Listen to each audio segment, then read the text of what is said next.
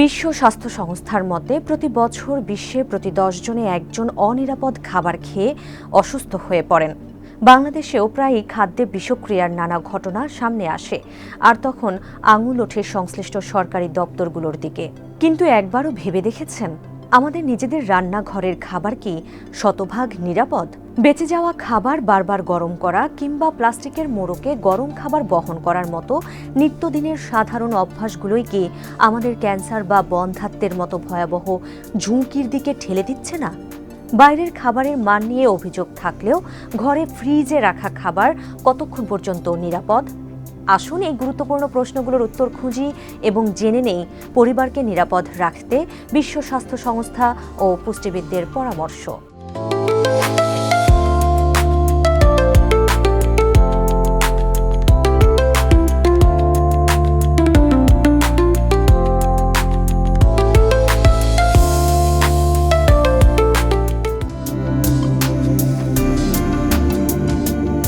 বিশেষজ্ঞদের মতে নিরাপদ খাবারের নিশ্চয়তা শুরু হওয়া উচিত নিজেদের ঘর থেকেই। কাঁচা খাবার ও রান্না করা খাবার সংরক্ষণের নিয়মকানুন সবার জানা জরুরি।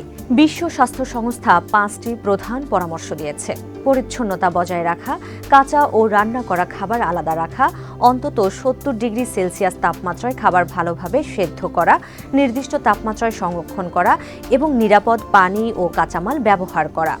কাঁচা মাংস কাটার বোর্ডে কখনো ফলমূল বা সবজি কাটা উচিত নয়, কারণ এতে ক্ষতিকর ব্যাকটেরিয়া ছড়াতে পারে।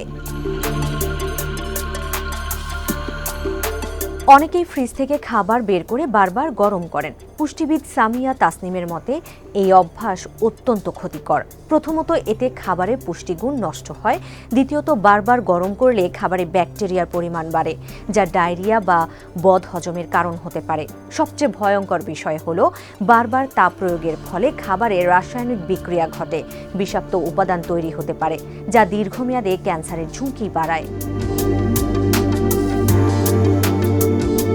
ফ্রিজ আমাদের জীবনকে সহজ করলেও পুষ্টিবিদরা দীর্ঘদিনের জন্য ফ্রিজে খাবার সংরক্ষণে বিরোধী। পচনশীল খাবার 2 ঘন্টার মধ্যে নির্দিষ্ট তাপমাত্রায় ফ্রিজে রাখা উচিত এবং বড়জোর 2 দিনের মধ্যে তা খেয়ে ফেলা ভালো। লোডশেডিংয়ের কারণে ফ্রিজের তাপমাত্রার হেরফের হলে খাবারে ব্যাকটেরিয়া জন্মাতে পারে। ফ্রিজ থেকে বের করেই সরাসরি খাবার গরম না করে প্রথমে কিছুক্ষণ স্বাভাবিক তাপমাত্রায় রেখে তারপর গরম করা উচিত।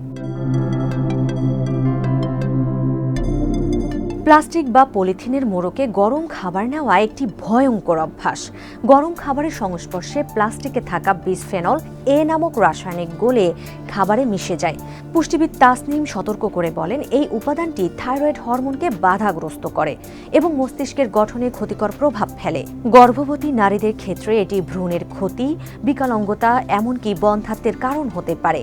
তাই গরম খাবার বহনে প্লাস্টিক বা পলিথিন সম্পূর্ণ বর্জনীয়। ঘরের খাবারের ব্যাপারে আমরা সচেতন হতে পারলেও বাইরের খাবারের মান নিয়ে সংশয় থেকেই যায়। বাইরের খাবারে রাসায়নিক মিশ্রণ, অণুজীবের দূষণ বা সঠিক তাপমাত্রায় সংরক্ষণের অভাব হলে খাবার অনিরাপদ হতে পারে। এক্ষেত্রে ভোক্তাদের সচেতনতা খুবই গুরুত্বপূর্ণ। পাশাপাশি ক্রেতা যদি কোনো খাবারকে অনিরাপদ মনে করেন, তবে তারা সরাসরি বাংলাদেশ নিরাপদ খাদ্য কর্তৃপক্ষ বা জাতীয় ভোক্তা অধিকার সংরক্ষণ অধিদপ্তরে অভিযোগ জানাতে পারেন।